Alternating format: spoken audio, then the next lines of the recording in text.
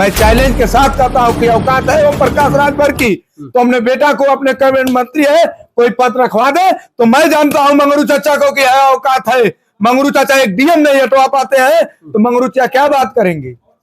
हाँ, ऐसे बौखला कर बोल रहे हैं, कहीं ऐसा ना है कि आप वहीं पे। कोई दिक्कत नहीं है, डर नहीं लग रहा है? हमको डर नहीं उनके लग रहा। मेरा नाम प्रवीण यादव। प्रवीण, कहाँ से हैं? हम जखनिया से हैं। जखनिया से। जोहराबाद में क्या कुछ कार्यक्रम था, किस लिए आए थे? जोहराबाद में हम लोग अपना संगठन मजबूत करने के लिए चले। जखनिया से आगे बेदीराम जी का गढ़ छोड़कर ओम प्रकाश जी के गढ़ में। ओम प्रकाश जी के गढ़ में हम आए हैं अपने राष्ट्रीय अध्यक्ष माननीय महेंद्र राजभर जी के साथ हम लोग जोहराबाद को मजबूत करने। कब से जुड़े हैं पार्टी से? पार्टी से तो हमारा जुड़ना कम से कम 3 से 4 महीना हो गया। इससे पहले कहाँ है? उससे पहले मैं घर ही था। अच्छा, किसी और अन्य पार्टी में नहीं थे? नहीं। कैसे लगा कि महेंद्र राजभर जी के पार्टी से ताल्लुक रखना चाहिए? महेंद्र राजभर जी राष्ट्रीय अध्यक्ष जी के मैंने मीडिया पर देखता था। अच्छा, महेंद्र राजभर ओम प्रकाश राजभर की महेंद्र राजभर की देन है कि ओम प्रकाश राजभर आज राजा हुए हैं। यहाँ तो ओम प्रकाश जी पूरा ब्रांड बन गए हैं। कोई ब्रांड नहीं, कहाँ ब्रांड है, क्या है?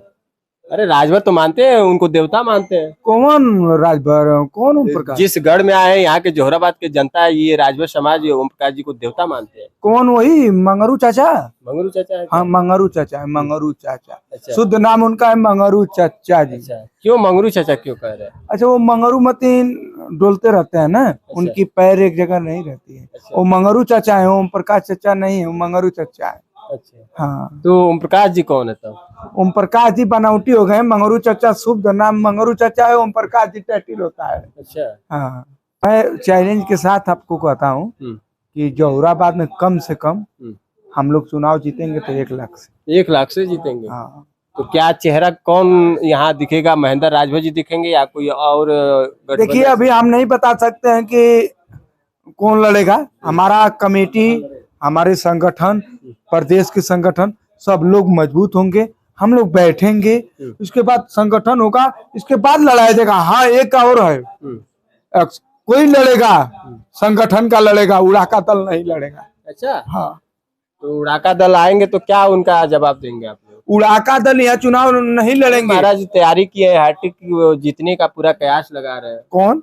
ओम प्रकाश राजभर। ओम प्रकाश राजभर को बता दीजिएगा मीडिया पर बारी जी कि इस बार उनकी 8 सीट की 60 सीट निकली थी, वो नहीं निकलेगी। अब 0 पॉइंट पर रहेंगे।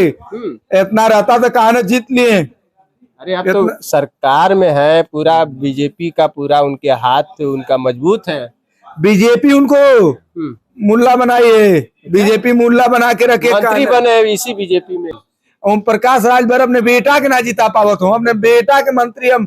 औकात है, मैं चैलेंज के साथ कहता हूँ कि औकात है ओम प्रकाश राजभर की तो अपने बेटा को, अपने कैबिनेट मंत्री है, कोई पद रखवा दे। तो मैं जानता हूँ मंगरू चाचा को कि है औकात है।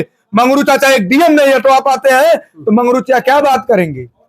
हाँ, ऐसे बौखला कर बोल रहे हैं, कहीं ऐसा ना है कि आप वहीं पे। कोई दिक्कत नहीं है, डर नहीं लग रहा है? हमको डर नहीं उनके लग रही है। उनके पूरे पास सिक्योरिटी है, पूरे उनको एक सुरक्षा मिला है, आप ऐसे बात कर रहे हैं। सिक्योरिटी है तो क्या हमको मरवा देंगे?